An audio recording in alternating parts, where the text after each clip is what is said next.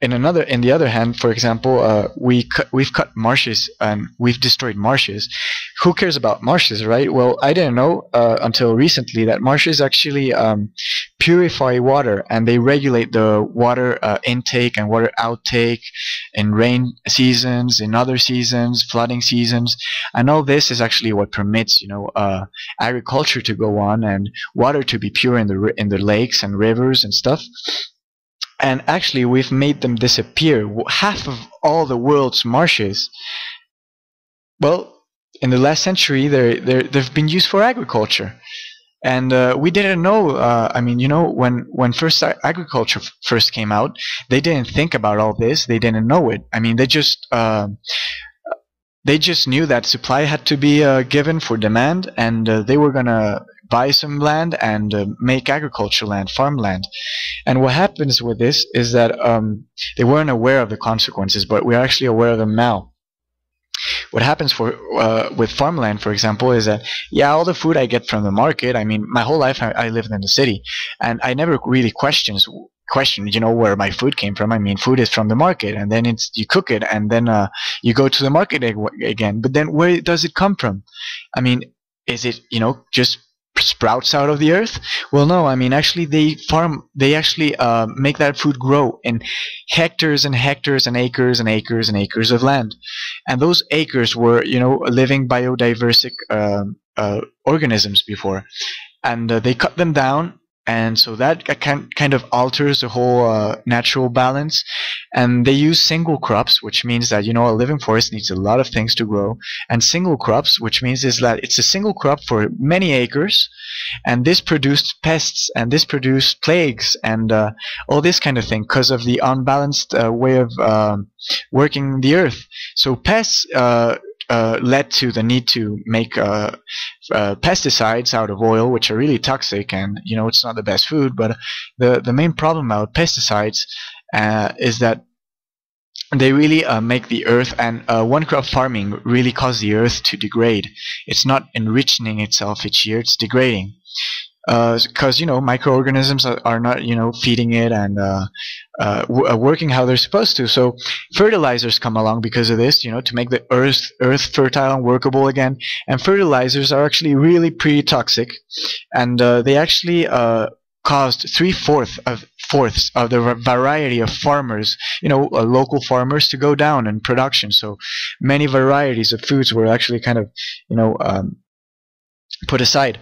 And this is just one aspect of it. The industry, for example, it really contaminates rivers, it contaminates lakes, it contaminates the seas, and all this because they have to make a profit. That's the mentality. If you teach a little kid, this is how the world works. You have to get your enemies down, and be the leader, and have them as much power as you can, because otherwise you won't be no one.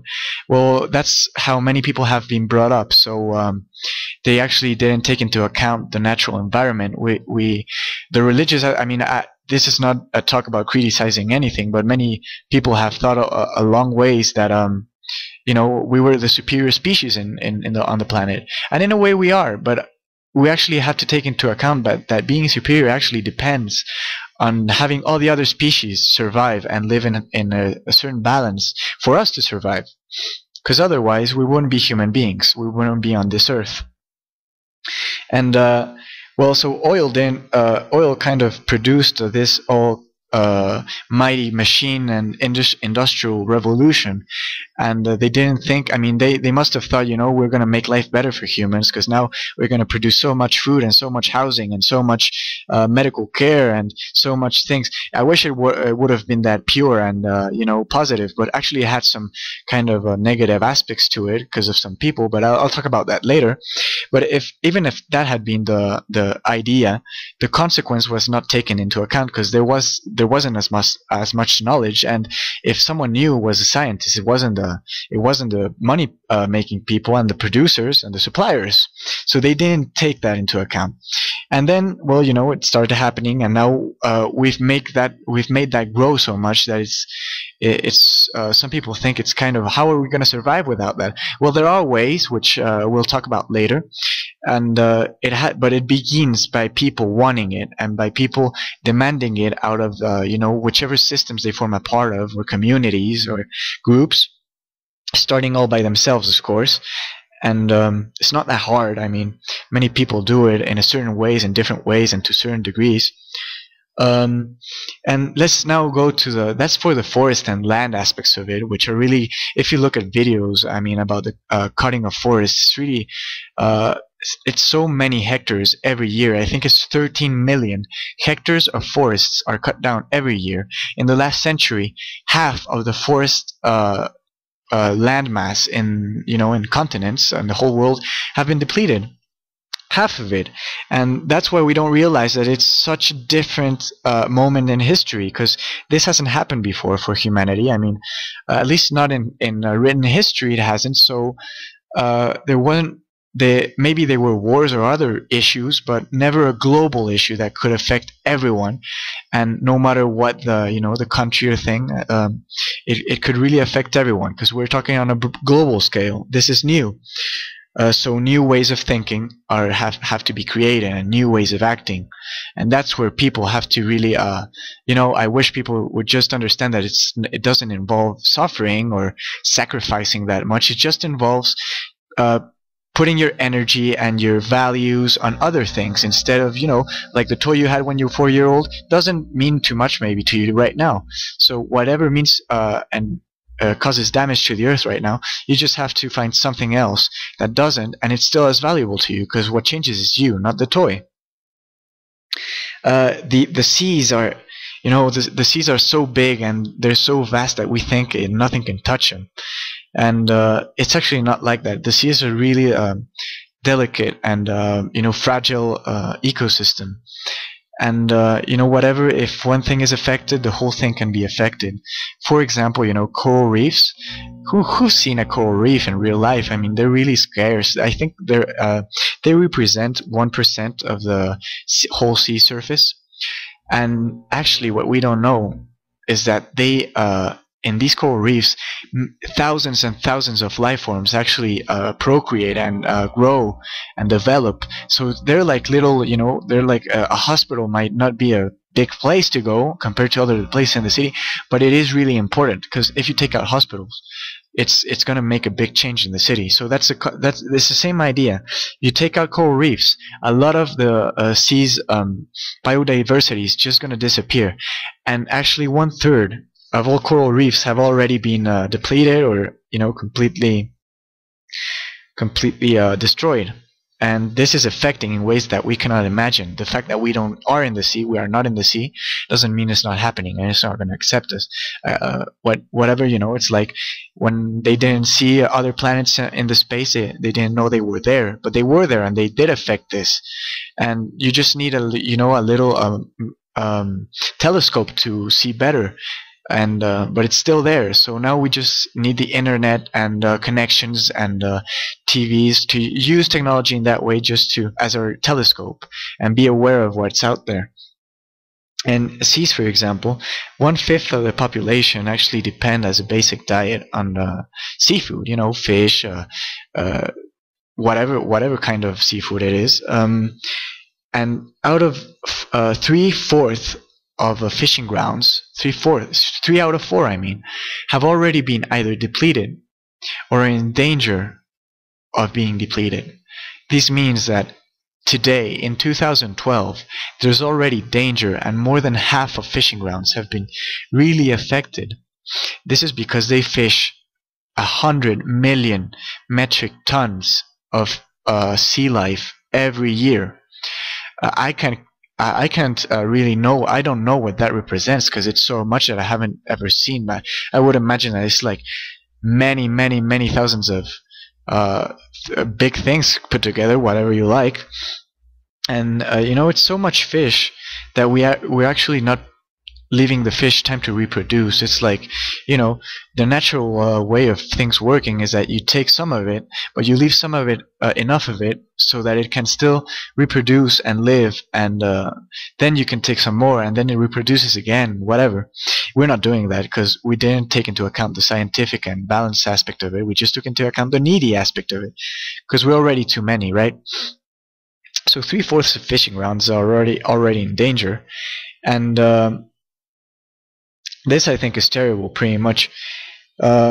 There's other things going on besides the sea, you know. Well, as far as the sea goes, for example, sea because of global warming, which is actually happening. Some people still think that it's not man-made, that it's a natural cycle. It is a natural cycle, but we're actually making it faster. We're accelerating it to a dangerous point where it might come a natural global, really global warming might come along many hundreds of years before it's supposed to, or thousands of years. So this is a human global warming, and it does happen. And it's not about warming the atmosphere thousands of degrees or tenths of degrees. It's just enough to warm the atmosphere by just a little degree to break the balance in certain aspects that will actually make like a domino effect and you know, create a little bit of havoc, a bit of havoc rather.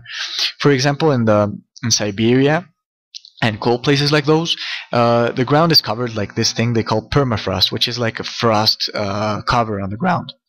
Well, this frost cover actually has been there for millions of years too. And what happens is that, well, might have been, you know, might have had some hot periods, but it has been there for a long time.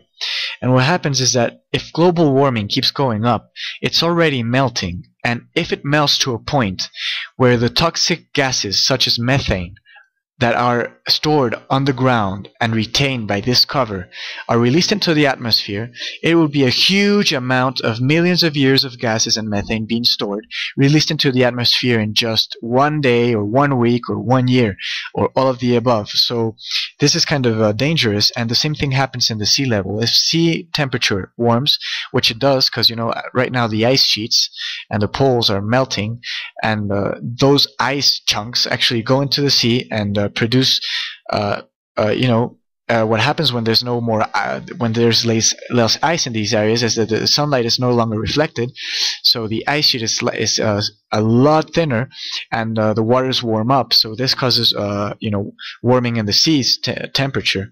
And if the sea's temperature warms up to a certain point, all the carbon stored in the seabed, which is huge amounts of carbon again. Let's remember, it's like a vault. It's like a time bomb. And if you set the switch and combine the sea and the forests and the cold areas once, all this carbon and methane and toxic gases can be released. So don't worry about, I mean, it's not the cars and the planes and all that produce the most toxic gas. It's the one that's going to be released from underneath, which is you know, caused by a way of life, including cars and all that. And as far as the ice cap goes, it has been in the last 40 years. It is 40% thinner, and that's a lot. It's been there for hundreds and thousands of years, and in 40 years only, it's, you know, almost half of it is gone.